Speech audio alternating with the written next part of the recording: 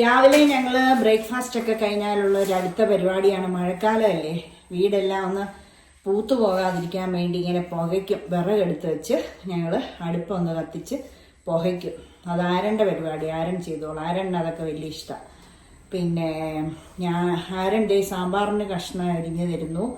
Beetroot എനിക്ക് മെഴുക്കുവരട്ടിക്ക് അരിഞ്ഞു തരുന്നു.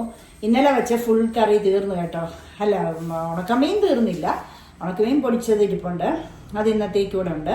പിന്നെ ഇന്നലെ തിലോപ്പി വാങ്ങിച്ചായിരുന്നു, അത് ഞങ്ങൾ കറി വെക്കാതെ അരച്ചു വരട്ടി വെച്ചിട്ടുണ്ട്. ഓരോ കുഞ്ഞി കഷ്ണം എടുത്ത് ഞങ്ങൾ ലുബ്ധിച്ച് വറുത്ത് കഴിക്കും. ഒരു കഷ്ണം ഒരു നേരം അങ്ങനെ ലുബ്ധിക്കും. 260 രൂപയാണ് ഒരു കിലോയ്ക്ക്. 260 ഏതാണ്ട, അതെ 260. ഞങ്ങൾക്കൊരാൾ വാങ്ങിച്ചുകൊണ്ട് തന്നു. ഞങ്ങൾ പോയില്ല, കടയിൽ പോയ ആൾ മേടിച്ചുകൊണ്ട് തന്നു. ഓക്കെ, അപ്പോൾ ഇന്നലെ വെച്ചത് ശക്കല സാമ്പാറല്ലായിരുന്നോ? അത് ഞങ്ങൾ ഇന്നലെ ഉച്ചയ്ക്കും ഇന്നലെ വൈകിട്ടും ഇന്ന് രാവിലെ ഇഡലിക്കും കഴിച്ചപ്പോൾ തീർന്നു. അപ്പം ഞാൻ ഇന്നൊരു കുഞ്ഞ് സാമ്പാർ അതുപോലെ വെച്ച് ഇന്നും ഉച്ചയ്ക്കും വൈകിട്ടും നാളെ രാവിലെ ദോശയ്ക്കും കൂടെ കൂട്ടി തീർക്കും.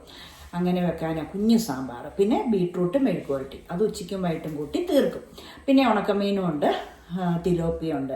അങ്ങനെ പിന്നെ ഞാൻ എങ്ങനെയാണെന്നറിയോ, പ്രാന്തി കളിച്ച് നിൽക്കുക. എന്നാന്ന് വെച്ചാൽ ബ്രേക്ക്ഫാസ്റ്റ് എല്ലാം കഴിഞ്ഞപ്പോൾ ഞാൻ തലയിൽ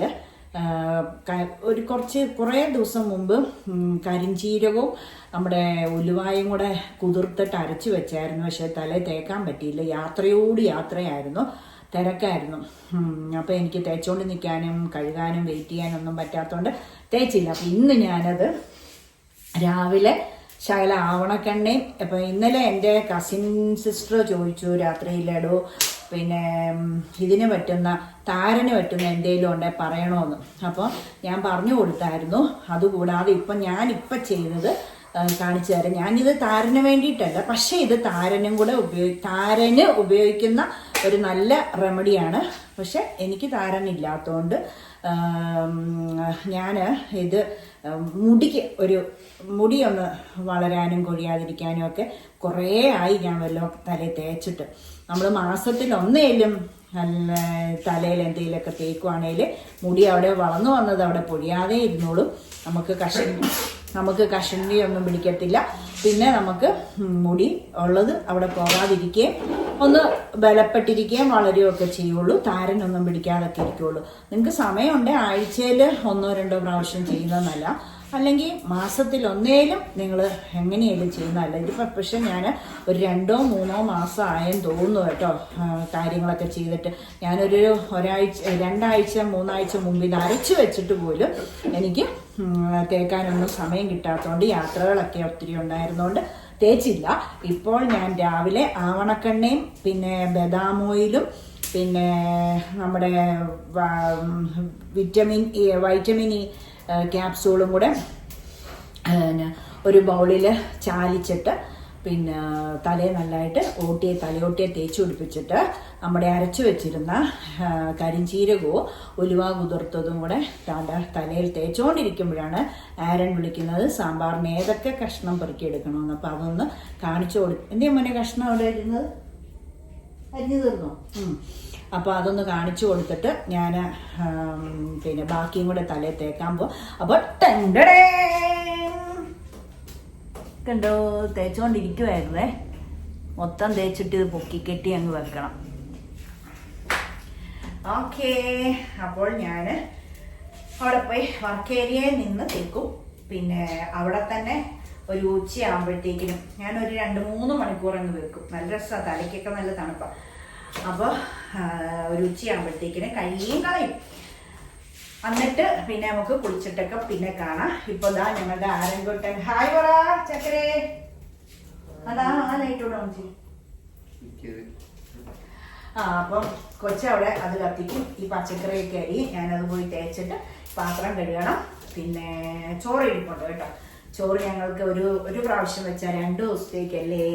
അപ്പം അതുകൂടെ ഉച്ചയാകുമ്പോഴത്തേക്ക് ചോറ് ചൂടാക്കത്തുള്ളൂ, അല്ലെങ്കിൽ തണുത്തു പോകും പെട്ടെന്ന്. ഞങ്ങൾ കഴിക്കുന്നതിന് മുമ്പ് ഒരു 10 മിനിറ്റ് മുമ്പേ അതൊക്കെ ചോറ് റെഡിയാക്കത്തുള്ളൂ.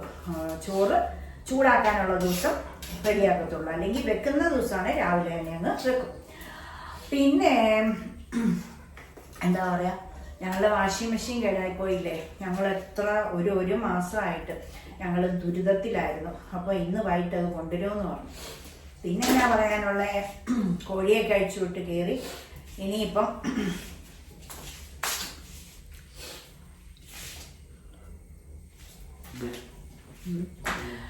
കോഴിയൊക്കെ കയറ്റി ഇനിയിപ്പം ഇന്ന് മുറ്റം ചപ്പില്ല കേട്ടോ.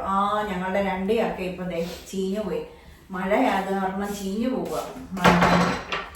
2 ചക്ക ചീഞ്ഞു പോയി. ഒരെണ്ണം ഞാൻ അവിടെ കോഴിക്കോടിൻ്റെ അടിയിലോട്ട് തന്നെ വെട്ടിമുറിച്ചിട്ട് കൊടുത്തു.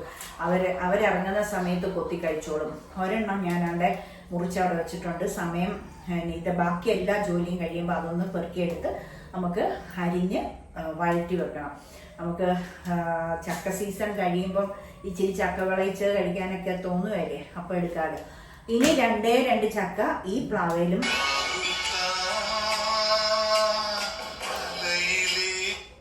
ആരൻ മുറ്റത്തോട്ട് ഇറങ്ങിയതിൻ്റെ ക്യാമറയുടെ മറ്റേ പാട്ട്. അപ്പോൾ ചക്ക സീസൺ കഴിയുമ്പോൾ നമ്മൾ ചക്ക ഒക്കെ കഴിക്കാൻ കൊതിക്കത്തില്ലേ. അതുകൊണ്ട് ഇനി നിൽക്കുന്ന ചക്ക ഇച്ചിരി ഒന്ന് മൂത്ത് വരണം.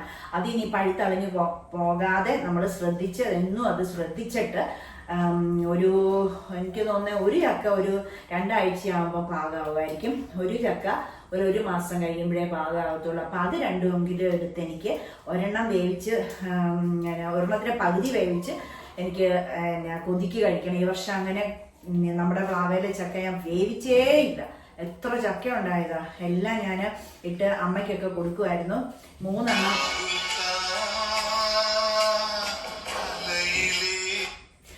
എണ്ണം ചീഞ്ഞു പോയി.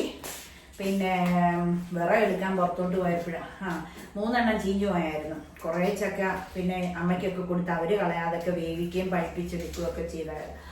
അപ്പോൾ ഇനിയുള്ള 2 എണ്ണം എനിക്ക് 1.5 എണ്ണം കർത്താവ് സഹായിച്ച, എല്ലാം നമ്മുടെ ആഗ്രഹം, ഒന്നും നമ്മുടെ ആഗ്രഹം പോലെ അല്ലല്ലോ, ദൈവത്തിൻ്റെ ഇതുപോലെയല്ലേ.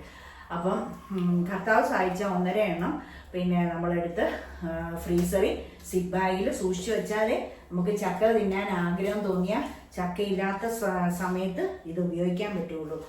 അപ്പോൾ അതുകൊണ്ട് 1.5 എണ്ണം എടുത്ത് സൂക്ഷിച്ചു വെക്കണം. പിന്നെ അര എണ്ണ എനിക്കൊന്ന് വേവിച്ച് ഇച്ചിരി കടുമാങ്ങാക്കറി കൂട്ടി ഇച്ചിരി മാങ്ങാ ചമ്മന്തിയൊക്കെ കൂട്ടി കഴിക്കണമെന്ന് ആഗ്രഹമുണ്ട്. പിന്നെ ഉണക്കമീൻ പൊടിച്ചതും ഒക്കെ കൂട്ടി, അല്ലെങ്കിൽ നമുക്ക് മത്തി കറി വെച്ചിട്ട് അതിൻ്റെ ചാറൊക്കെ കൂട്ടി ഇഷ്ടം. ചിക്കനും ബീഫും ഒക്കെ അതൊക്കെ പണ്ട് ചെറുപ്പത്തിലായിരുന്നു ആ ആഗ്രഹത്തിൽ. ഇപ്പം അതൊക്കെ ഭയങ്കര മടുപ്പാണ്.